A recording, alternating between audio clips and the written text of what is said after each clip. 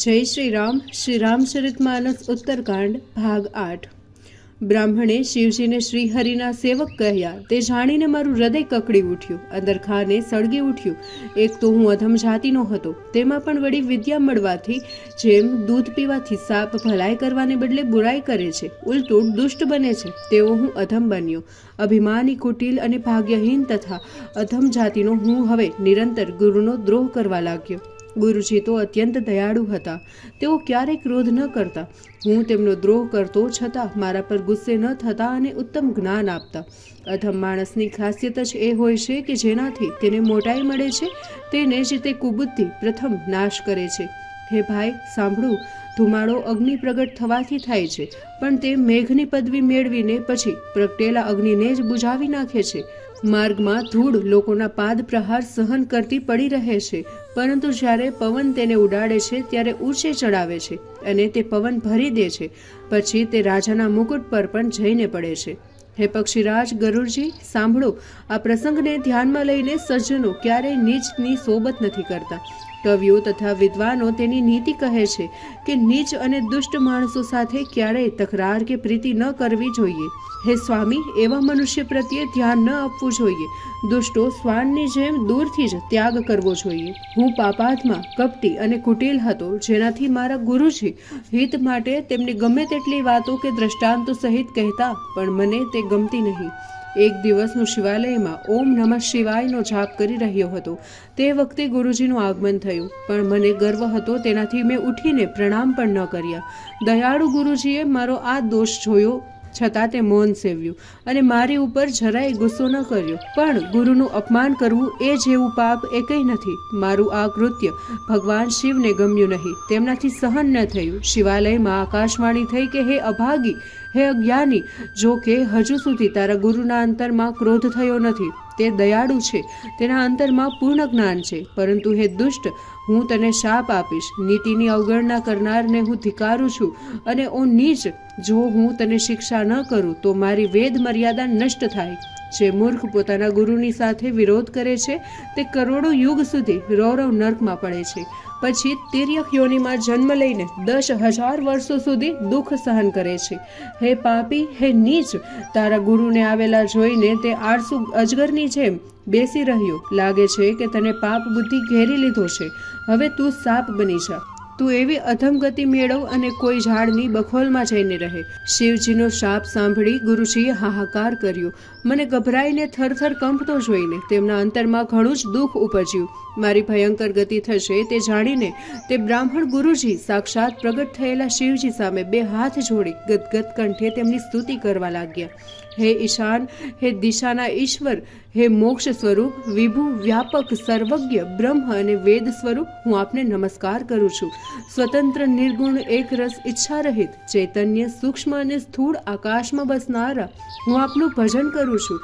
નિરાકાર ઓમકારની જડ, સમાધિપૂર્ણ વાણી અને ઇન્દ્રિયોથી પર, મહાકાળના પણ કાળ, દયાનિધાન, ગુણોના ભંડાર, હું આપને નમસ્કાર કરું છું. જે હિમાલય સમાન ગૌરવર્ણ અને ગંભીર છે, કરોડો કામદેવ જેવું કાંતિમય શરીર છે, જેના શિર પર શ્રેષ્ઠ નદી ગંગાજી વિરાજમાન છે, જેના મસ્તક પર બીજનો ચંદ્રમા અને કંઠમાં સર્પ શોભાયમાન છે, જેમના કાનમાં ચંચલ કુંડલ છે, સુંદર ભ્રુકુટી અને વિશાળ નેત્ર છે, જે પ્રસન્ન વદ, નીલકંઠ અને દયાળુ છે, જેમને વાઘાંબર પહેરેલું છે, જેમને મુંડમાળ ધારણ કરી છે, તેજપૂર્ણ શ્રેષ્ઠ સામર્થ્યવાળા પરમેશ્વર, અખંડ અજન્મા, કરોડ સૂર્ય સમાન દેદીપ્તમાન, ત્રિવિધ તાપને હરનારા, હાથમાં ત્રિશુલ ધારણ કરનારા, ભક્તિભાવથી સહેલાઈથી પ્રાપ્ત થનારા, પાર્વતીજીના પતિને હું વારંવાર ભજું છું. કાયાઓથી પર, કલ્યાણદાતા, કલ્પોના અંત કરનારા, સજ્જનો સદા આનંદ દેનારા, સચ્ચિદાનંદ ઘન, અજ્ઞાનને હરનારા, કામદેવના શત્રુ, હે પ્રભુ પ્રસન્ન થાઓ, પ્રસન્ન થાઓ. હે ઉમાપતિ, જ્યાં સુધી મનુષ્ય આપના ચરણારવિંદોને નથી ભજતો ત્યાં સુધી તેને આ લોકમાં કે પરલોકમાં સુખ શાંતિ નથી મળતા અને દુઃખોનો નાશ થઈ જાય છે. હે સર્વ જીવોમાં વસનારા પ્રભુ, પ્રસન્ન થાઓ, પ્રસન્ન થાઓ. હું યોગ, જપ કે પૂજા પાઠ જાણતો નથી. હે મહાદેવ, હું તો નિરંતર આપને જ નમું છું. હે પ્રભુ, ઘડપણમાં તથા જન્મ મરણના દુઃખ સમૂહોથી અત્યંત ગભરાઈ ગયેલા અને આપને શરણે આવેલા મારું તમે દુઃખથી રક્ષણ કરો. હે પ્રભુ, હે શિવજી, હું આપને નમું છું. આ રુદ્રાષ્ટક સ્તોત્ર ભગવાન શંકરની પ્રસન્નતા માટે એ શિવ ભક્ત બ્રાહ્મણે ગાયો. જે ભાવિક મનુષ્યો આ રુદ્રાષ્ટકનો પાઠ ભક્તિભાવપૂર્વક કરે છે તેમના પર શંકર પ્રસન્ન થાય છે. કૈલાશપતિ સર્વજ્ઞ શંકરે બ્રાહ્મણની સ્તુતિ સાંભળી અને તેઓ અપૂર્વ પ્રેમ જોયો. ત્યારે શિવાલયમાં પુનઃ આકાશવાણી થઈ કે હે બ્રહ્મવર્ય, તમારી ઈચ્છા હોય તે વર માગો. હે પ્રભુ, મૂઢ અને અજ્ઞાની જીવો આપની માયાને વશ રહીને નિરંતર ભૂલા પડીને ભમે છે. હે કૃપા સાગર ભગવાન, તેના પર આપ ગુસ્સો ન કરો. હે દીન દયાળ મહાદેવજી, હવે આના પર દયા કરીને ક્ષમા કરો, જેથી હે પ્રભુ થોડા જ સમયમાં આપના શાપનો અનુગ્રહ થાય અને શાપમાંથી તે મુક્ત બને. ભલા બ્રાહ્મણની આવી પ્રાર્થના સાંભળી પુનઃ આકાશવાણી થઈ, એવમસ્તુ, ભલે એવું જ થાવ. જો કે આને મોટું પાપ કર્યું છે, પણ મેં ક્રોધિત થઈને તેને શાપ આપ્યો છે, તો પણ તમારી સજ્જનતા જોઈને હું તેને પર કૃપાવંત થઈશ. હે દ્વિજ, જેઓ બીજાનું હિત કરનારા, ક્ષમાવંત અને પરોપકારી છે, તેઓ મને ખરના શત્રુ શ્રી રામચંદ્રજી જેવા જ પ્રિય છે. હે દ્વિજ, મારું શાપ વ્યર્થ નહીં જાય. શાપને લીધે એ પૃથ્વી પર હજારો જન્મ પામશે, પરંતુ જન્મ મરણના અસહ્ય દુઃખો તેને વેઠવા નહીં પડે. તેમજ કોઈ પણ જન્મમાં તેનું જ્ઞાન ઓછું નહીં થાય. ભગવાન શંકરે એ ભલા બ્રાહ્મણને આ પ્રમાણે કહીને મને સંબોધન કર્યું. હે શુદ્ર, તું હવે મારો સત્ય વચન સાંભળ. પ્રથમ તારો જન્મ શ્રી રામચંદ્રજીની અયોધ્યા ભૂમિમાં થયો હતો. વળી તે મારી સેવામાં મન લગાવ્યું. તે પછી અવધપુરીના પ્રભાવથી અને દયાથી તારામાં રામ ભક્તિ પ્રગટ થશે. હે ભાઈ, હવે તું મારી સત્ય વાતને ગ્રહણ કર. બ્રાહ્મણની સેવા જ ભગવાનને પ્રસન્ન કરવાનું વ્રત છે. હવેથી કોઈ પણ દિવસ ભૂલે ચૂકે બ્રાહ્મણનું અપમાન કરીશ નહીં અને સંતોને ભગવાન સમાન જાણીને તેનો આદર કરજે. ઇન્દ્રનું વજ્ર, મારું વિશાળ ત્રિશૂળ, કાળનો દંડ અને શ્રીહરિનું સુદર્શન ચક્રથી માર્યો પણ જે ન મરે તે બ્રાહ્મણોના દ્રોહ કરવાથી અગ્નિમાં ભસ્મ થઈ જાય છે. આવો વિવેક હૃદયમાં કોતરી રાખજે, જે પછી તારા માટે જગતમાં કોઈ બાબત મુશ્કેલ નહીં હોય. વળી તને મારો બીજા આશીર્વાદ છે કે તારી ઈચ્છા હશે ત્યાં સુધી સહેલાઈથી તું જઈ શકીશ. શિવજીના વચન સાંભળીને ગુરુજીએ મને ભલે એમ જ થાવ તેમ કહી ઘણો જ બોધ આપ્યો. શિવજીના ચરણ કમળોને પોતાના અંતરમાં ધારણ કરી પોતાના સ્થાને ગયા. શિવજીના શાપથી અને કાળની પ્રેરણાથી હું વિંધ્યાચલ પર્વતની એક બખોલમાં સર્પ થયો. કેટલાક કાળ તે હાલતમાં રહ્યો, પછી તે વિના પરિશ્રમે સર્પનું શરીર ત્યજ્યું. હે હરિવાહન, જે મનુષ્ય જૂના વસ્ત્રો ઉતારીને નવા વસ્ત્ર પહેરે તેમ હું જે શરીર ધરતો તે ઈચ્છા મુજબ સહેલાઈથી ત્યજી દેતો. ભગવાન શંકરે વેદની મર્યાદાનું પાલન કર્યું અને મારે પણ બહુ વ્યાકુળ થવું ન પડ્યું. એ પ્રકારે હે પક્ષીરાજ, મેં પાર વગરના શરીર ધર્યા, પણ મારું જ્ઞાન અચળ રહ્યું. પશુ, પક્ષી કે મનુષ્ય જે શરીર ધરતો તે શરીરથી રામ ભજન ચાલુ જ રાખતો. એથી હું ઘણો સુખી થયો, પરંતુ મેં ભલા ગુરુજીનું અપમાન કર્યું હતું. એ વાતનું સ્મરણ થતાં હું બહુ જ દુઃખી અને વ્યાકુળ થઈ જતો. ઘણા શરીરો પછી પણ મેં બ્રાહ્મણોનું શરીર મેળવ્યું, જેને પુરાણો અને વેદોએ દુર્લભ કહ્યું છે. તે બ્રાહ્મણ શરીર અંતે મને મળ્યું. જ્યારથી હું બાળકોની સાથે રમતમાં રામચંદ્રજીની સર્વ લીલાઓ કરતો હું સમજણો થયો ત્યારે પિતાજીએ મને પાઠશાળામાં ભણવા મૂક્યો. પિતાજી પણ મને ભણાવતા હતા, પરંતુ ભણવા પ્રત્યે મને રુચિ ન હતી. મને ભણવામાં રસ ન હતો. મને તો શ્રી રામચંદ્રજીના ચરણોમાં સેવા કરવામાં રસ હતો. હે ગરુડજી, એવો કોણ અભાગી હશે કે જેને કામધેનુને છોડીને ગધેડીને સેવે? હું શ્રી રામચંદ્રજીના નામમાં મગ્ન રહેવા લાગ્યો. મને બીજું કંઈ ન સૂચતું. મારા વૃદ્ધ માતા પિતા થોડા અંતરે મૃત્યુ પામ્યા. ત્યારે હું શરણાગતોનું રક્ષણ કરનારા શ્રી રામચંદ્રજીની ભક્તિ કરવા વનમાં ચાલ્યો ગયો. વનમાં જ્યાં ત્યાં સિદ્ધ મુનિઓના આશ્રમ દેખતા ત્યાં હું મુનિઓને પ્રણામ કરતો. હે ગરુડજી, દરેક મુનિને વંદના કરી તેમની કુશળતા પૂછ્યા પછી હું શ્રી રામચંદ્રજીના ગુણોની કથા કહેતો. ત્યારે તેમને આદરથી મને કથા સંભળાવતા અને હર્ષ પામતો. આમ શ્રી રામચંદ્રજીના ગુણાનુવાદ હું સાંભળતો અને બીજાને કહેતો. ભગવાન શંકરના આશીર્વાદથી મારી ગતિ અસ્ખલિત હતી. હું ઈચ્છું ત્યાં સહેલાઈથી જઈ શકતો હતો. સત્સંગ અને પ્રભુનું ભજનથી મારી પુત્ર, ધન અને મનની કામવાસના નિર્મૂળ થઈ ગઈ હતી. ઈચ્છા માત્ર એક જ હતી કે ક્યારેક મને શ્રી રામચંદ્રજીના ચરણ કમળમાં દર્શન થાય અને મારો જન્મારો સફળ થાય. હું ઈશ્વર અંગે જે મુનિને પૂછતો, તેવું કહેતા કે ઈશ્વર સર્વભૂતમય છે. તેમનો આ નિર્ગુણ મત મને ગમતો ન હતો. આથી સગુણ બ્રહ્મ મારી પ્રીતિ વધી ગઈ હતી. ગુરુજીના વચનો યાદ કરીને મારું ચિત્ત શ્રી રામચંદ્રજીના ચરણ કમળમાં લાગ્યું હતું. હું ક્ષણે ક્ષણે નવીન પ્રેમ પ્રાપ્ત કરતો અને શ્રી રામચંદ્રજીના ગુણગાન કરતો. સુમેરુ પર્વતના શિખર પર મોટો વડ હતો. તેની છાયામાં લોમશ મુનિ બેઠેલા હતા. તેમની પાસે જઈને મેં તેના ચરણમાં શીશ નમાવ્યું. પછી દીનપણે કહ્યું, જ્ઞાનની ખાણ સમા મુનિઓ પણ જોબ બનતી સ્ત્રીઓને જોઈને પોતાનો ધર્મ ભૂલીને તેને વશ થાય છે.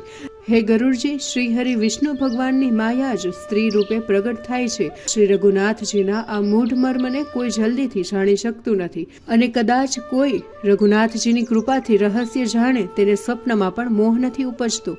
હે શાણા ગરુડજી, જ્ઞાન અને ભક્તિનો બીજો મર્મ પણ મેં જાણી લીધો. તેને સાંભળીને શ્રી રામચંદ્રજીના ચરણમાં સદા અવિચળ ભક્તિ પામતો. હે તાત, આ અકથનીય કથા સાંભળો. આ કથા માત્ર સમજી શકાય છે, તેને વર્ણવી શકાતી નથી. જીવ ઈશ્વરનો અંશ છે, અવિનાશી, ચેતન અને નિર્મળ તથા સ્વભાવથી જ સુખ રાશિ એટલે કે આનંદમય છે.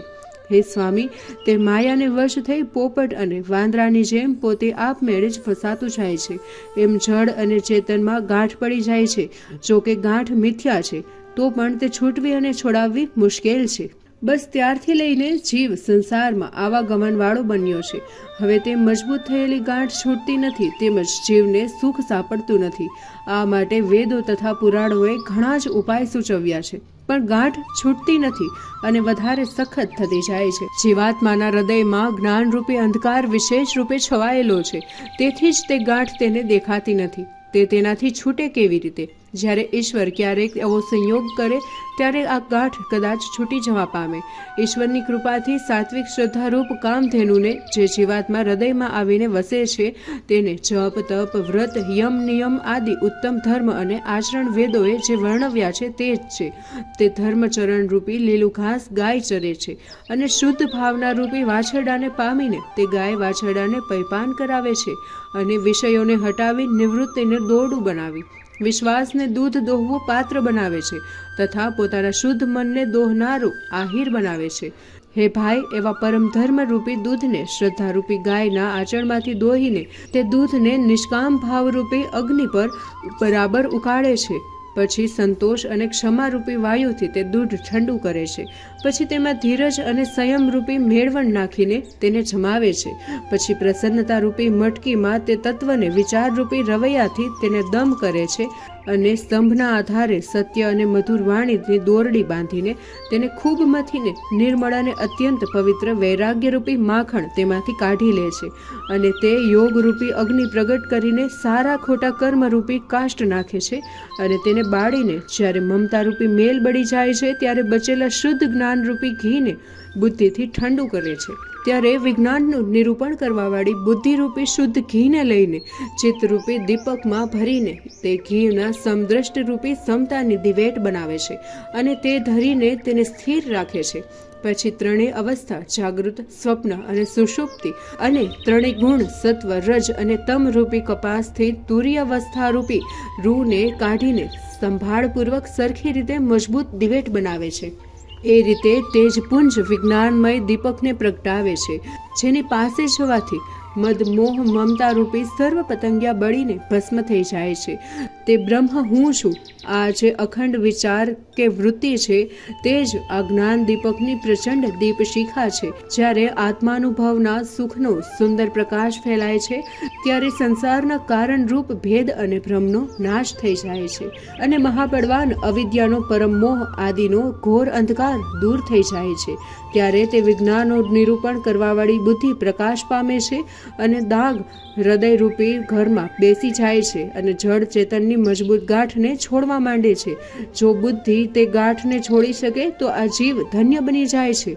હે પક્ષીરાજ, ગાંઠ ખોલવામાં આવે છે ત્યારે એવું જાણીને માયા વચમાં વિઘ્ન નાખે છે. હે ભાઈ, તે જાત જાતની રિદ્ધિ સિદ્ધિ મોકલે છે. તે આવીને બુદ્ધિને ભ્રમિત કરે છે અને લલચાવે છે. તે દાવપેચ અને છળ કપટ કરીને દીપકને ઓલવા માગે છે અને વસ્ત્રનું આંચલથી તેને બુઝાવવા માગે છે. પરંતુ બુદ્ધિ જ જો ચતુર અને સાવધ હોય તો તેના દુશ્મન જાણીને તેની સામે જોતી નથી. અને જો વિઘ્નોમાં બુદ્ધિ ન ફસાય તો પછી દેવતાઓ વિઘ્ન કરે છે. ઇન્દ્રિયોના દ્વારે અનેક ઝરૂખા હોય છે. પ્રત્યેક દ્વાર પર દેવતાઓ અડીંગો જમાવીને બેસે છે. જ્યારે તેઓ વિષયરૂપી વાયુ આવતો જુએ છે ત્યારે જ તે કમાડ ખોલી નાખે છે.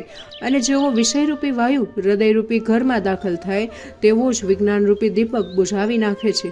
આથી ગાંઠ પણ ન છૂટે, અજવાળું પણ મટી જાય અને વિષયરૂપી વાયુથી બુદ્ધિ વ્યાકુળ બનીને ગભરાઈ જાય. ઇન્દ્રિયો અને દેવતાઓને જ્ઞાન નથી ગમતું, કારણ કે તેમની પ્રીતિ નિરંતર વિષય ભોગ પર રહે છે.